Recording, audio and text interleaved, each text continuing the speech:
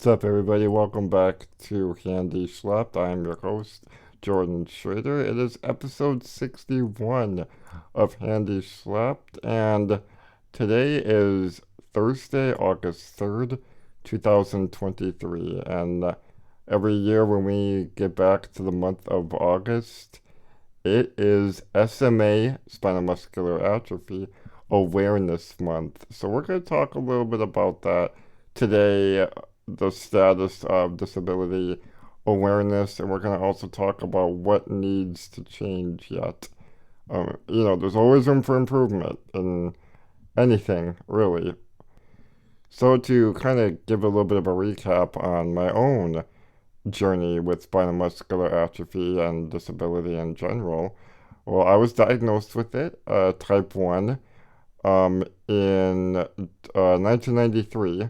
I was about 7 or 8 months old. We found out I had the issues with my muscles via a muscle biopsy. And this is back in the mid 90s, mind you. So uh, research wasn't that great yet. And the medical science wasn't quite there yet either compared to now, 30 years later. So we were given the talk that I wasn't going to live probably past the age of 2. And every time I would have a surgery or some kind of health issue that I would recover from, it was more than often labeled as prolonging my life. Or I should say, prolonging all of our lives. Those affected by just muscular dystrophy as a whole. And just the way we kind of overcame that with the grace of God and the progress of medical science and healthcare and just the research on spinal muscular atrophy and the rest of muscular dystrophy is just astounding. To see how all these disabled people are doing wonderful, great things, going out and doing schooling, getting their master's degrees, getting their PhDs. I know people that are getting married more and more couples are becoming full-on legally married, and in the disabled community, and who knew that would gradually become, I should say, such a norm. We're getting great jobs. We're buying houses, like becoming homeowners, or buying condos. We're investing. We're doing all these things, and it's crazy just to see how much we are defying all of the odds on what disability has changed into. It's evolved. I don't use that word too often, but yeah, we've really kind of, just with the help of our researchers and the progress and the continuing education with doctors and nurses and therapists, just how much they've grown in their education and development, and how that in turn has helped with our own development is just a miracle. It really is. It's nothing short of a miracle with how much disabled people are spreading out, spreading our wings, having assistive technology, having smart technology, to have all of the, having our wheelchairs, having any kind of assistive device, uh, assistive technology on our cell phones, on our laptops, on our tablets, in our vehicles, having hand controls. It blows my mind. It really does. I have a good friend of mine who has a Chevy Colorado, and he is able to drive it with his hand controls, completely adapted to his usage and the way he operates it. It's amazing. It really is. I know that's a word that's overused, but it really is amazing. to see how what we can do with research, what we can do with putting our efforts, perseverance, and dedication in the right places, how we can improve the lives of those who really need it, to the quality of life today, just compared to 30 years ago, which may seem like a lot, but it really isn't that long when you think about it in the grand scheme of things and society and culture. Just what we've accomplished in 30 years. Granted, a lot has happened in history itself since 1993, but just what we've been able to achieve is astounding. A miracle. It really is. But that doesn't mean we don't have more to go. There's always room for improvement and bringing disability awareness. Um, while we still have these advancements in our healthcare, our medical science, and all that, and the quality of life of all disabled people, really, we still have a lot to do yet. We still have a lot more to bring to disability awareness. It's more than just saying that disabled people are people too. Oftentimes, people look at that as kind of a blanket statement. Like, people hear it and they're like, oh, that's nice. And then they just kind of dismiss it and move on to other topics and issues. I'm not saying other things are unimportant. No, there's a lot of social issues that need to be addressed, made aware in the collective consciousness, and that need to be fixed. Disability just so happens to be one of them. Now, what does need uh, a little more attention is what I said with disabled people being people too. Now, there's a lot of layers to that statement. It's not just saying they're a person. It's not just saying they are people. Obviously, they are people. A lot of it comes down to semantics. So you have to define what you mean by a disabled person is a person as well, individually speaking, or disabled people are disabled people too.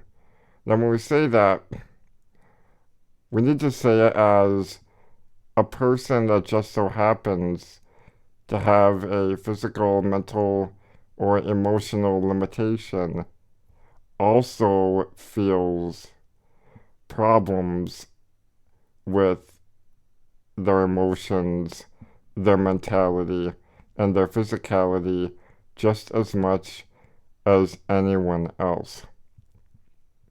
We struggle with the same mental issues, such as depression, anxiety, stressing out about things that are important to us, or something that may determine a determined point in our lives, just like anybody else.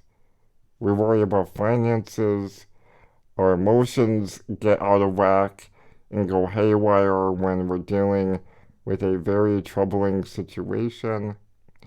We struggle with love and sexuality and performing. We struggle with all those things as well.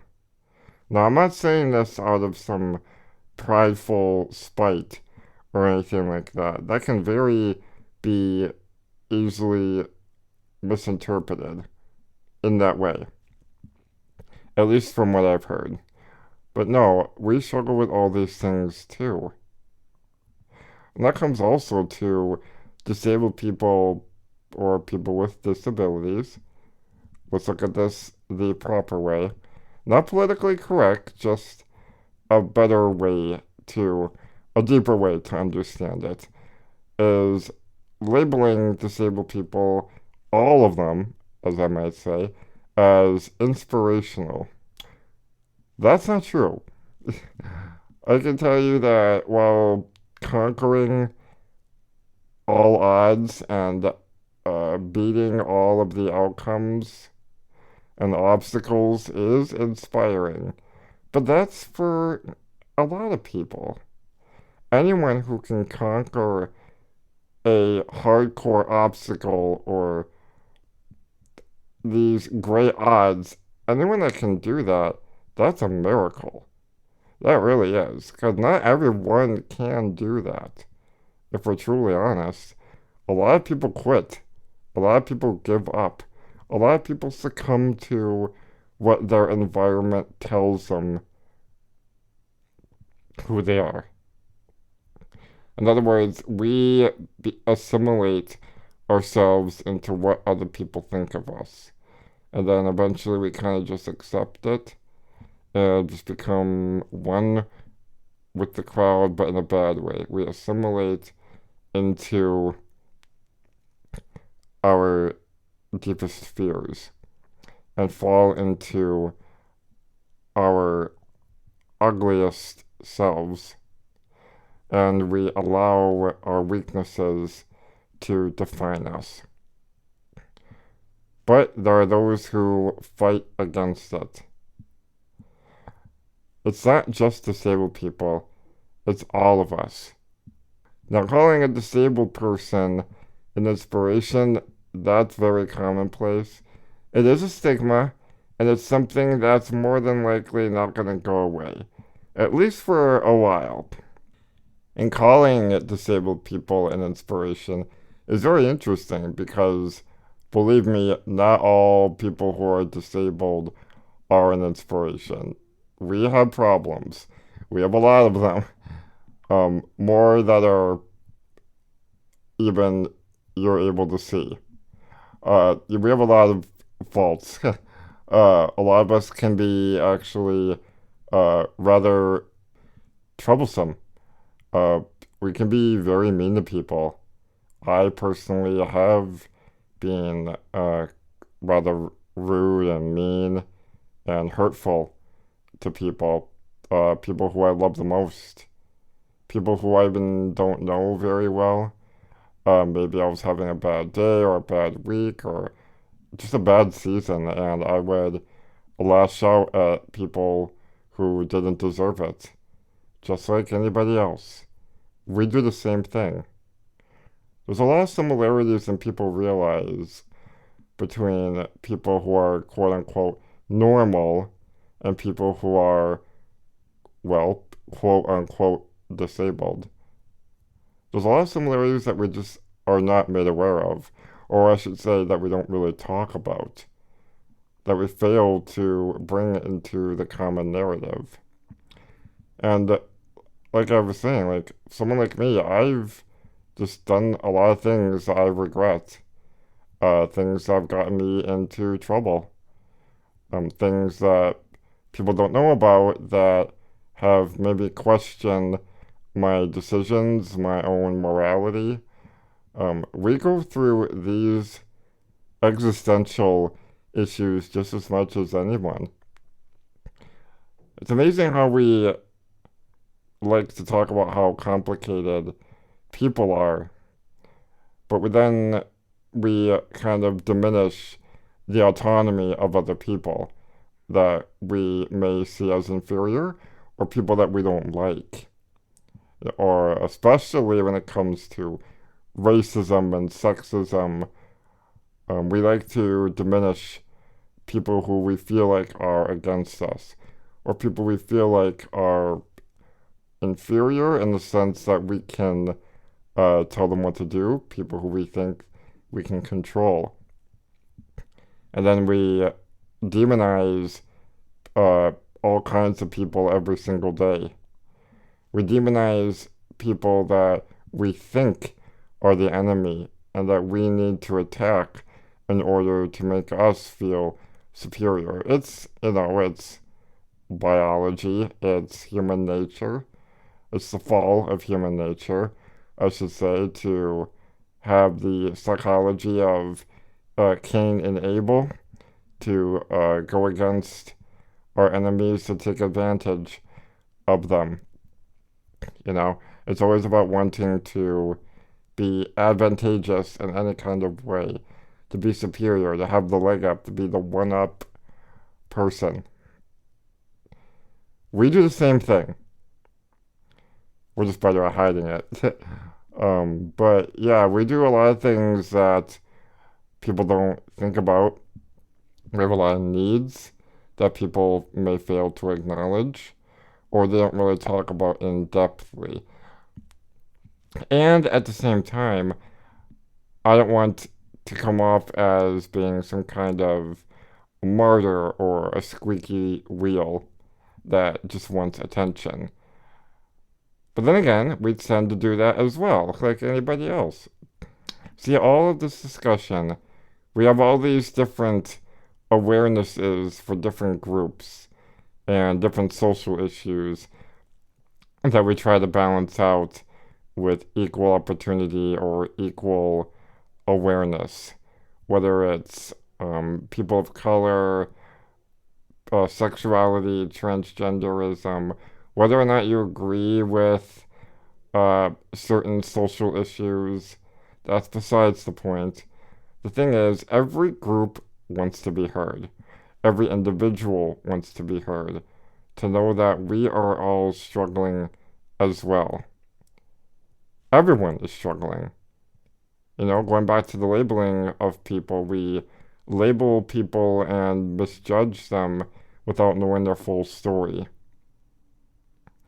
You know, some people are picture books, some people are chapter books, and some people are 1,100 pages of a novel or encyclopedias. You know, every story, every book, every cover is different, but you won't know it unless you read it. You know, maybe some people are more simple. Some people are more complicated, but either way, to quote Jordan Peterson in one of his lectures, humans are very, very strange creatures. End quote. And I cannot agree more with that. We are very strange. We all do very strange things, which seems strange to us because we're not the other person. When you think about it, it's really rather simple. That if someone's not doing something that we are familiar with or that is comfortable within our own realm of understanding and our own narrative, it's strange. It's alien to us. Like, let's look at someone that's been through abuse. Someone that's been through abuse, let's say domestic abuse, or abuse in their relationship, or family abuse, whatever. Whatever. Abuse is abuse. But then you have other people who are genuine in treating the abused person with love and affection. The abused person is going to find that to be very alien and to look at it with, well, dumbfoundedness and confusion, resulting potentially in running back to what's comfortable or what they know. And that is another abusive relationship. That's kind of the strange thing about humans is we love our comfort. We really do. We love things that are comfortable and don't like things that are uncomfortable. That's pretty obvious. And sometimes we'll take comfort over things that we need.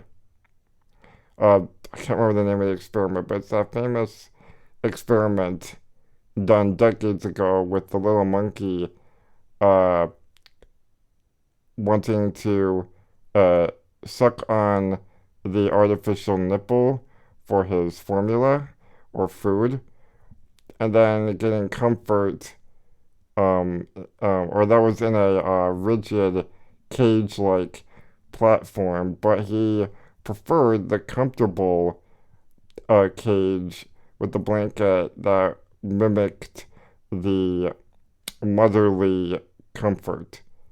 I probably totally butchered that experiment, but for those who studied psychology, at least even basic psychology, you'll understand which experiment I'm referring to. Again, the little monkey that uh, made a preference for comfort over the necessity of food in a not so comfortable environment. That's the same thing what we do. We coddle ourselves. And what does that have to do with anything with disability and SMA Awareness Month? Well, I think it shows the fact that we are acknowledging all of these different awareness months or awareness days or whatever, whether it's Juneteenth or Black History Month or Disability Awareness Day. I think it's a day or month. And then you got SMA Awareness Month. And then you have Pride, all that. Everyone wants to be heard. Of course, everyone is also coddled very much. People want their comfort. People want to be validated. We can say, everyone wants to be validated, but no one necessarily wants to understand or go for the uncomfortable parts. Disability can be a very uncomfortable topic for people, probably because people feel like they don't know how they can help other than donating or helping with fundraisers or helping with research and all of that. I can understand that. Like, disability could be like people just don't always know how to help. We want to help everybody without knowing how to really help. I mean, anyone can do donations, but wanting to actually kinesthetically hands-on help with whether it's a racism or any kind of group, that can be a different story. Actually getting involved and making a difference. Making a real difference is a gift. It takes a lot of perseverance, determination, and autonomy. You gotta be full on in it to make a noticeable difference. But all it takes is one person. And that's even going on now with the disabled community. People with spinal muscular atrophy, severe physical disability, where you can barely move, but you feel everything. So it's different. It's different than paralysis. Oftentimes people would think I'm paralyzed and ask me if I can feel anything from the neck down or the waist down. I'm like, oh yeah, I can feel it.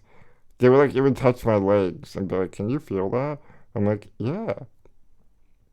So they would confuse that, which is understandable totally, with paralysis. But we just need, I'm not going to say be kind, because that's a given. Everyone should be kind to each other, biblically and just obviously. We should be kind to each other because we don't know what everyone is going through. We don't know what's going on in everyone's minds. Everyone can be fine one day and then the next day they kill themselves. It's just a fact. Or they overdose. Or they don't know how to deal with themselves anymore. Or they lash out at their loved ones because they're having a mental breakdown. Or anything in between. Everyone is messed up in some sort of way. Mess up may be a strong terminology, but everyone struggles. That's the thing. Everyone has some kind of disability. I can't think of a single person that is 100% complete. We are not. We never will be until Jesus comes back and restores all creation. But that's a topic for another day. But I think disability reminds us, again, we are not going to, on our own, reach the pinnacle of human physicality human mentality, and everything in the middle. I don't know if we're even supposed to. I mean, yes, we are making great advancements and preserving the knowledge of mankind through all the sciences, through philosophy, through religion, through all of that. We are making great achievements. All that we've accomplished and the consequences of those accomplishments. But I think disability reminds us that there is a limit, and whether you're healthy or not, that limit will be reached. It's going to catch up with you. With that said, I want to wish you all a wonderful day and to have a blessed weekend. Again, happy SMA Awareness Month. Reach out to your loved ones, tell them you love them, enjoy yourself, live life to the fullest, and as always, stay classy. Take care. Thank you for listening to this episode. I am Jordan Schrader. Take care once again, and God bless.